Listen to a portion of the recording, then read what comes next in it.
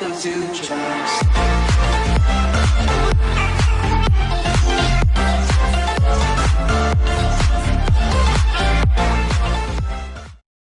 요.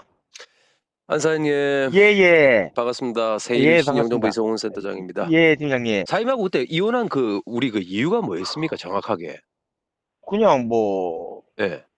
계속 집 나가고 뭐 이런 거죠. 그냥 집 나갔다는 부분이 뭐 다른 남자하고 뭐 내 외람될 수도 뭐, 있는데 그럴 다른 수도 남자하고 그런 확률이 100%지만 뭐 우리가 예. 뭐 증거를 잡아놓고 이런 게 아니니까 그런 말은 할 필요가 없을 거고, 그죠? 예. 그럼 일단 뭐 예, 다른 예, 남자하고 뭐 상간담이 있었든 아니면 뭐 바람 피웠든 간에 그럼 마지막에 뭐 예. 자기 짐을 싸가지고 갈 때도 다른 남자들이랑 같이 와서 짐을 싸가고 이랬었으니까. 그렇습니다. 다른 남자들하고 예. 같이요. 예. 그러니까 식구나 친척이나 이런 사람들이 아니고. 예, 전혀 아니고요. 예, 그러니까 내가 있었으면은 많이 큰 싸움이 됐을 텐데 또 당연하죠.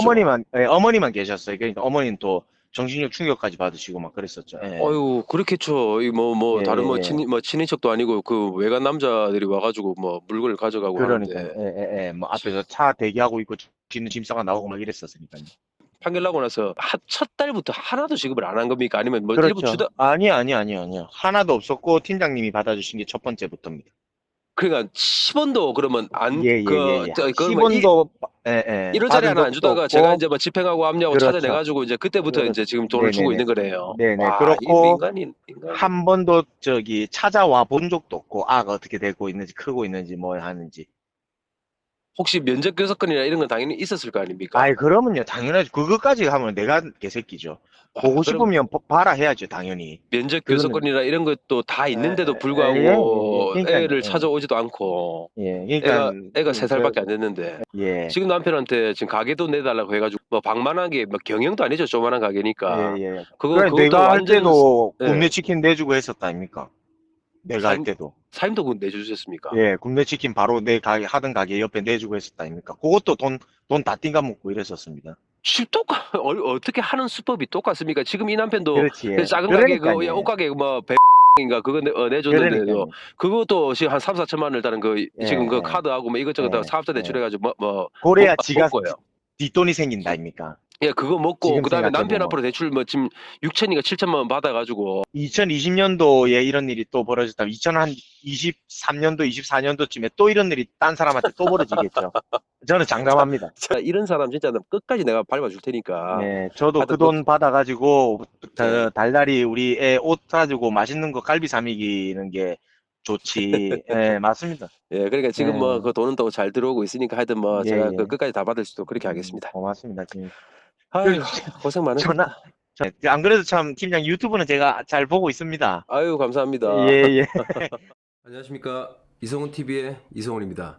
오늘은 전편 영상에서 말씀드린 바와 같이 양육비를 주지 않은 비양육권자에게 제가 직접 추심을 진행하여 받은 사건을 공개하도록 하겠습니다. 전편 내용에서 양육은 보통 어머니들이 한다고 말씀드리다 보니까 양육을 하고 있는 아버지들이 서운해하고 억울해하실까봐 이번 영상은 양육비를 주지 않은 엄마에 대해서 영상을 올리도록 하겠습니다. 양육비는 애들을 키우지 않고 있는 엄마든 아빠든 여자든 남자든 양육권자에게 무슨 일이 있더라도 꼭 지급해줘야 되는 돈이고 의무라는 부분을 꼭 명심하셨으면 좋겠습니다. 그럼 오늘 보여드릴 사건에 대해서 말씀을 드리겠습니다. 이 사건은 3살 아기를 둔 엄마가 다른 남자와 바람이 나서 애를 두고 집을 나간 후에 7년 넘게 양육비를 단 한 푼도 주지 않은 사건입니다.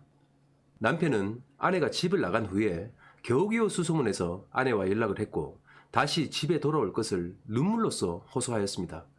그런데 결국 마음이 돌아선 아내는 이혼을 요구를 했습니다.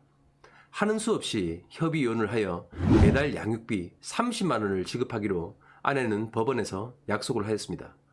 그 후 남자 혼자서 3살짜리 아들을 키우게 되었죠. 하지만 그 후에 아내는 연락도 끊기고 아무런 소식도 없었습니다. 그리고 양육비는 단 한 푼도 주지 않았습니다.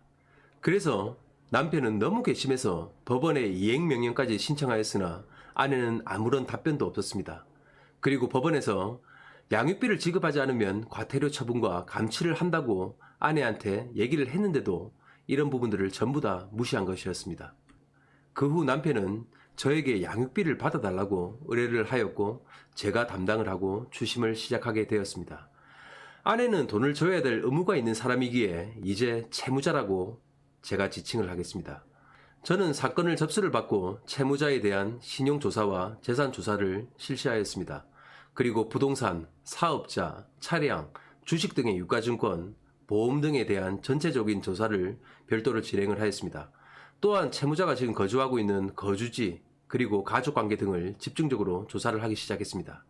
조사 결과 현재 채무자는 다른 남자와 3살짜리 애를 놓고 잘 살고 있었습니다. 그리고 카카오 스토리와 인스타를 보니까 즐겁고 행복한 생활을 잘 하고 있더군요. 서로 뽀뽀하고 안고 웃고 하면서 찍은 사진들을 보니까 지난 날과 자기가 낳은 애는 깨끗이 잊은 것 같았습니다. 그리고 채무자가 현재 신협과 단위농협 등 은행 계좌를 사용하고 있는 것을 확인하고 즉시 은행 계좌에 대한 압류를 진행했습니다. 또한 채무자가 거주하고 있는 거주지를 즉시 방문해서 실거주 여부와 유체동산 집행 실익을 전부 확인하였습니다. 그리고 관할 법원에 동상 경매 신청을 진행을 하였습니다. 그리고 채무자 집 문을 열고 그 안에 있는 물건에 대해서 전부 빨간 딱지를 붙이고 압류 집행을 완료를 했습니다.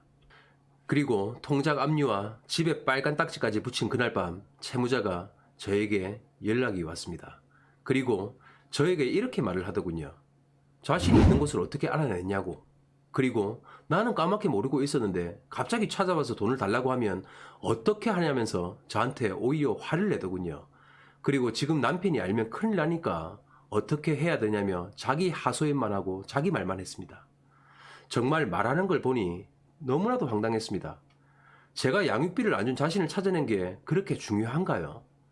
지금까지 까맣게 모르고 있었다는 말을 듣고 뭐라고 진짜 할 말을 잃었습니다. 자신의 지금 행복한 인생도 중요하겠지만 어떻게 자기가 낳은 애를 잊고 지금까지 아무런 죄책감이나 후회도 없이 웃으면서 행복하게 살아가고 있는지 도무지 이해가 가지 않았습니다. 우여곡절 끝에 지금까지 밀린 양육비 중 600만 원을 우선 지급을 받았습니다. 그리고 나머지 금액에 대해서는 매달 50만 원에서 100만 원씩 현재 분할 변제를 받고 있습니다. 채무자는 현재 거제도 쪽에 조선소 대기업에 다니는 남편과 3살 아이를 두고 행복하게 살고 있었죠. 그런데 현재 같이 살고 있는 남편이 저한테 얼마 전에 연락이 왔습니다. 그리고 마누라가 다른 남자와 바람이 나서 집을 나갔다고 하더군요.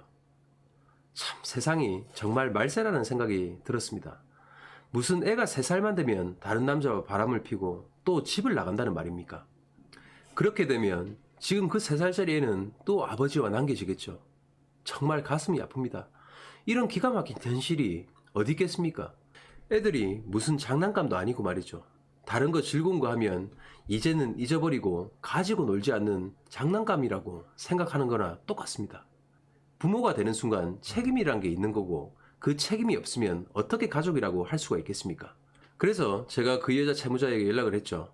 당신이 무슨 일을 하든 어떤 삶을 살든 상관은 없지만 나는 당신을 꼭 찾아내서 양육비를 받아낼 테니까 부모로서 책임질 양육비는 꼭 주고 갚으라고요. 그러니까 오히려 내 인생에 신경 쓰지 말라면서 화를 대뜸 내더군요. 그래도 다행히 지금까지 매달 분할 변제는 꼬박꼬박 하고 있습니다. 그런데 지금 남편과 3살짜리 애는 또 양육비를 못 받겠죠. 정말 악순환의 끝이 없는 것 같습니다. 세상을 살면서 정말 많은 일들이 일어나고 우리는 그 속에서 많은 희노애락을 겪으면서 살아가고 있습니다. 하지만 어떤 순간에도 지켜야 될 게 가족이고 특히 제일 중요한 것이 애들이 아니겠습니까? 자신의 인생만 생각하는 부모는 정말 이 땅에서 없어졌으면 합니다. 이럴 때 보면 우리나라 법이 참 개떡 같은 부분이 너무나도 많습니다. 아무리 법적으로 양육비가 형사가 아닌 민사의 문제지만 형사든 민사든 그게 중요하겠습니까? 내 입으로 들어가는 것보다 애를 주는 게 어떻게 아깝다고 할 수가 있겠습니까? 양육비는 당연히 부모가 줘야 될 의무고 애들과 양육권자가 꼭 받아야 할 권리입니다. 그런데 양육비를 포기하시는 분들이 너무나도 많습니다.